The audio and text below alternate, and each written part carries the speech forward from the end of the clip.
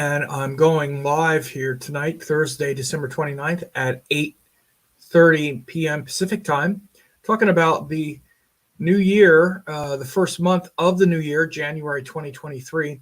Quite a few shifts we have ahead. We have we start off with Mercury retrograde, then middle of the month, Mercury turns direct. Saturn then moves into Aquarius, big shift happening. That's the big shift. And then the planets move through Capricorn. And we're going to go through the month of January, give you an overview of what's ahead in January. I also have some great teachings and classes ahead and whatnot, and also some other great stuff. I did want to let you know about the upcoming, about the forecast and whatnot as well. And hope that you take advantage of getting the free forecast and the forecast for your sign. Be prepared for 2023 by getting my free 2023 Vedic Astrology forecast. I'll talk about the 10 biggest shifts for you and how Saturn moving into Aquarius will affect your sign in 2023 especially. But I'll also talk about just the 10 most important shifts for everyone throughout the year. This is just a general forecast. We have big shifts coming in January. Then we have big important shifts happening in April when we have the eclipses. And then in the summer with a lot of intense shifts through Leo, including Venus retrograde.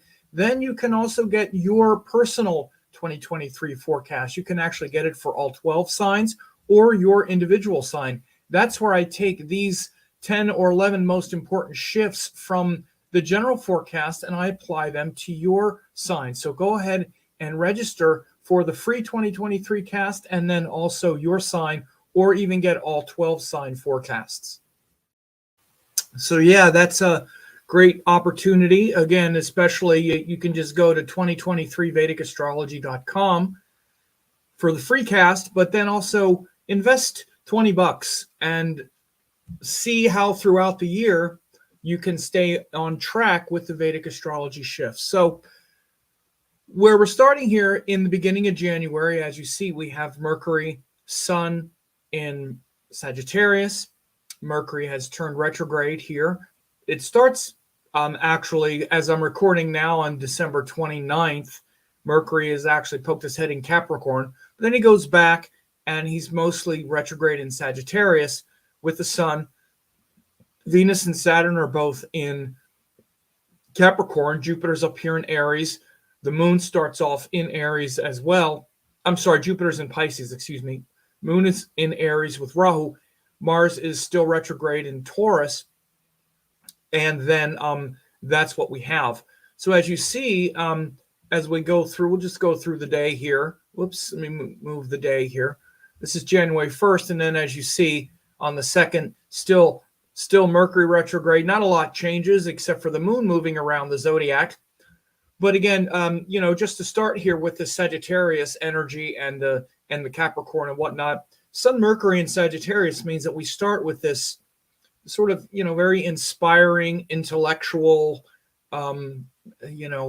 trying to feel inspired and connected and really wanting to connect our intelligence with the higher picture, with the higher teachings.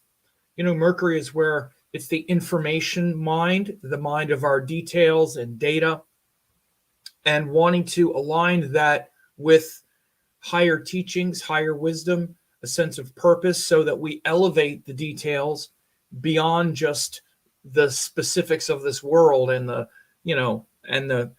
colors of things and how they look and the words people say.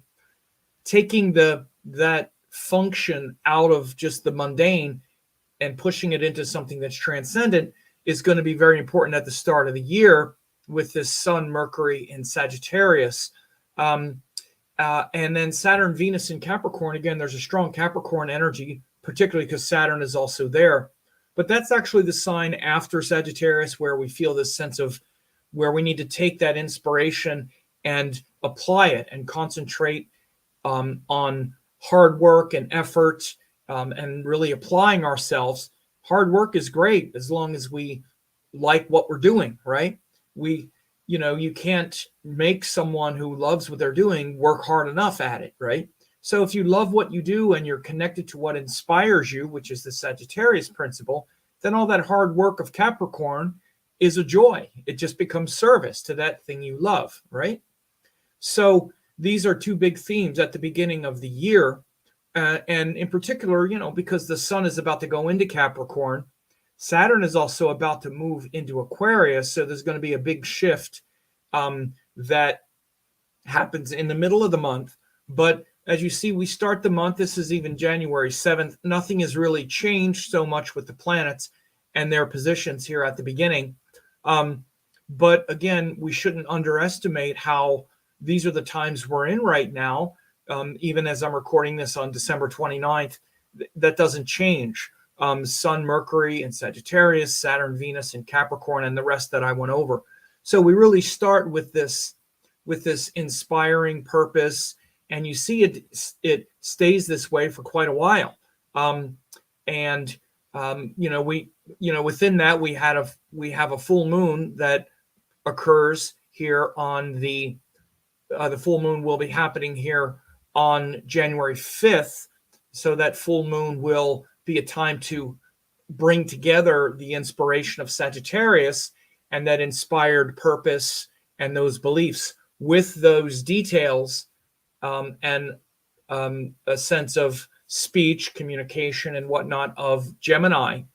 So that'll be on January 5th with that full moon. And again, I'll do a more detailed update as we get to that. But you'll see how the shifts or the planets stay pretty much where they are until we get to be around the 16th, 17th of the month. It's remarkably stable there, right? Oh, well, actually, we hit the 14th, the 15th here. This is the sun moving into Makara or sidereal Capricorn. This will be a celebration in India called Makara Sankranti, which is kind of a mistaken solstice celebration, but it's a big celebration in India where it's sort of akin to a kind of New Year, but it's literally a bit of, well, it's a mistake on what's supposed to be the solstice celebration. But in many places, this Makara Sankranti is when they celebrate the new year with the sun going into Capricorn. But aside from that part of it, there will be a big shift from the sun into Capricorn. But also you see Saturn is at the last degree of Capricorn at the same time. Within a couple days, by the 17th, 18th, 19th, the Saturn will have moved into Aquarius. So now this is a huge shift. Saturn isn't going to go back into Capricorn after this. Saturn poked his head into Aquarius in 2022 for a few months. But then he went back into Capricorn. But now he's going to be in Aquarius for the next couple of years. And so this is a huge shift that happens in the middle of the month.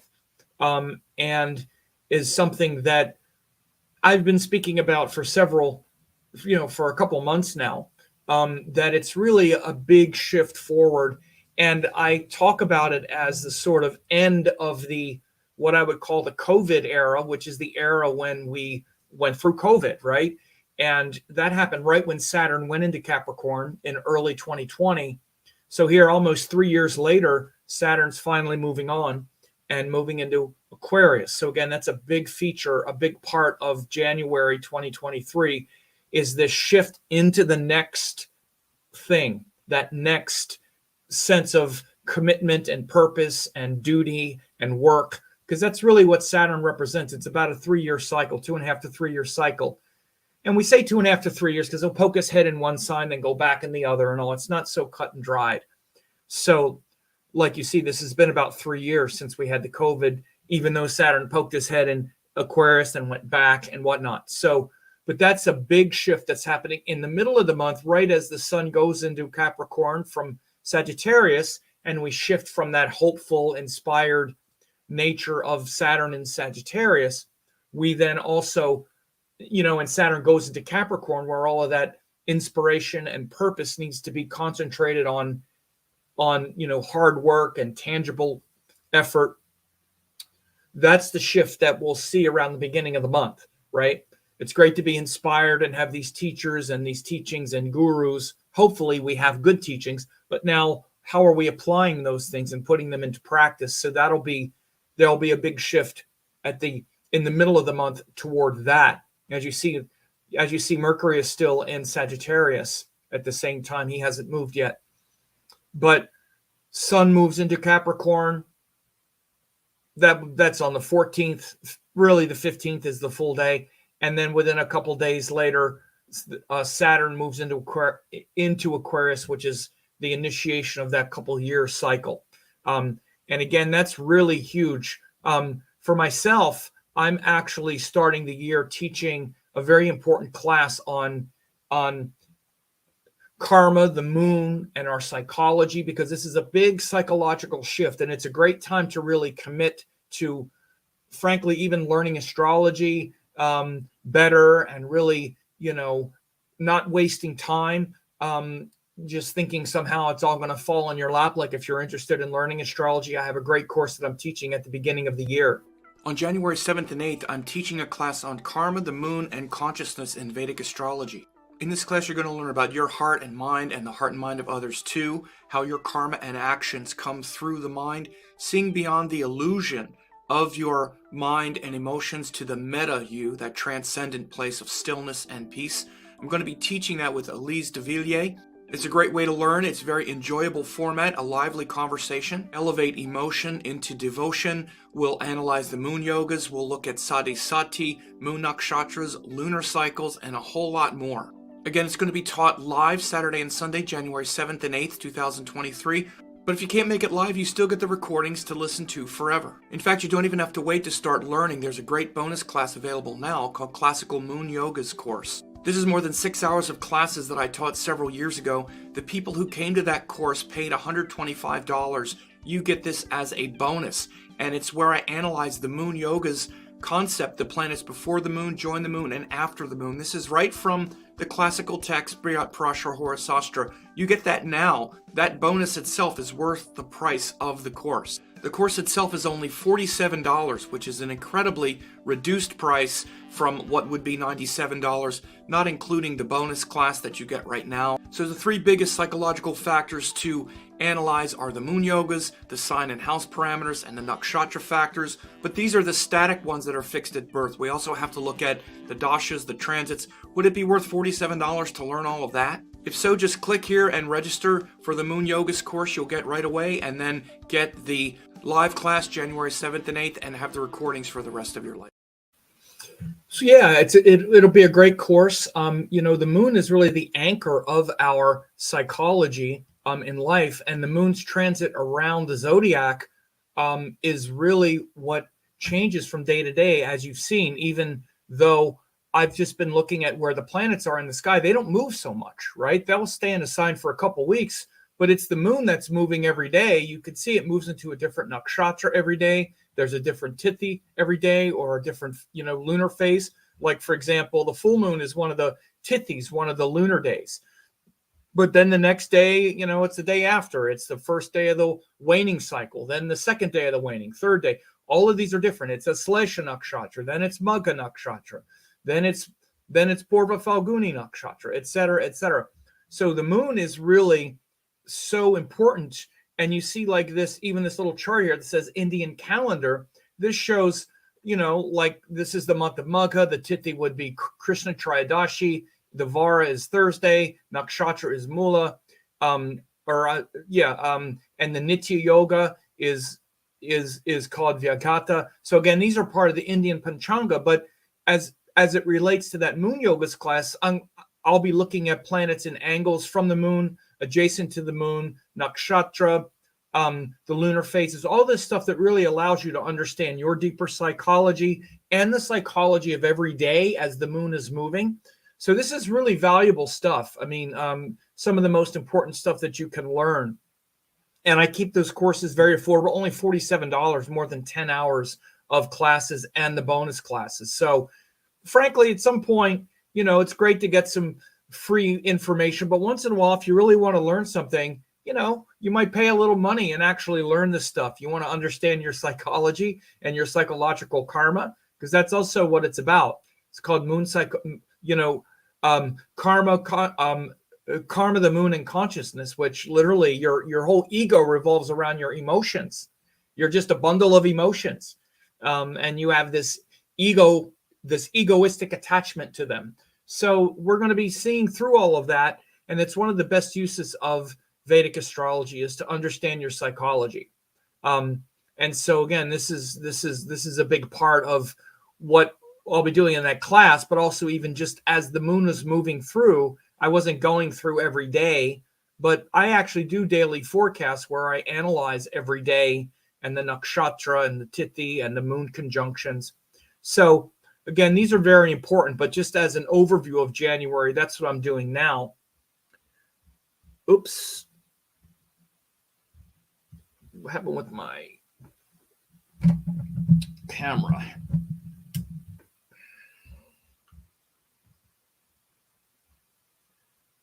Oops, the camera did something weird. Hang on here.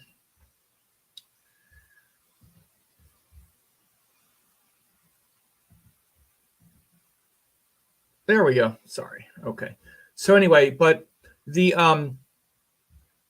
so this, we're here on the 19th, on January 19th, and then if we keep going here, we have you'll see that the moon will then we'll have a new moon here in Capricorn. So this will be a new moon cycle here that will happen, and then that'll be on like the 21st, and you see the shift into the Capricorn energy, right?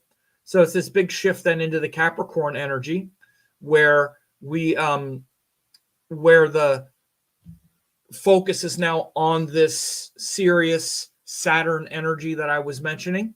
So that Sirius Saturnian energy then becomes important in the by like the 21st. It actually really lands, because it's not just that the sun goes into Capricorn, but then the moon has to come and join it, and that starts the cycle. So again, the sun and the moon are so important in creating these soli lunar cycles.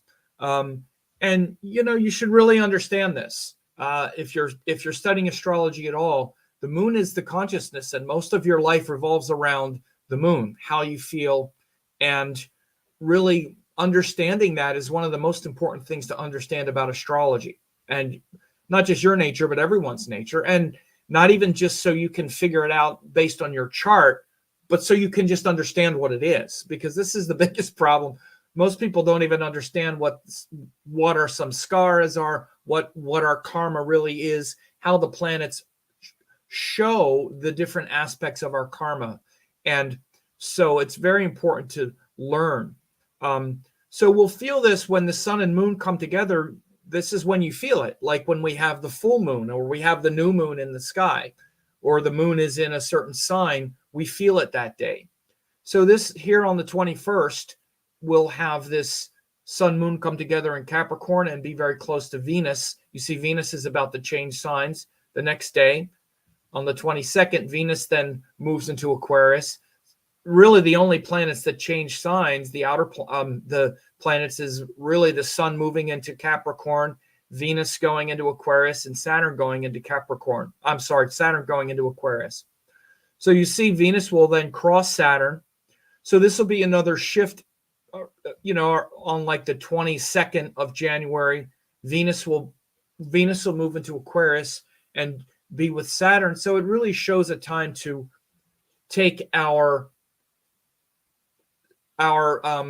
sort of social duties very seriously, really, really concentrate and commit to those social duties and obligations that we have. Those things will be very important in after like January 22nd, right? I want to go back and make sure that I also get that. So I want to also show here that Mars, who had been retrograde, he stops being retrograde here on the 12th. So Mars, who had been retrograde in Taurus, starts to move forward again on January 12th. So in the middle of the month, he starts moving forward again.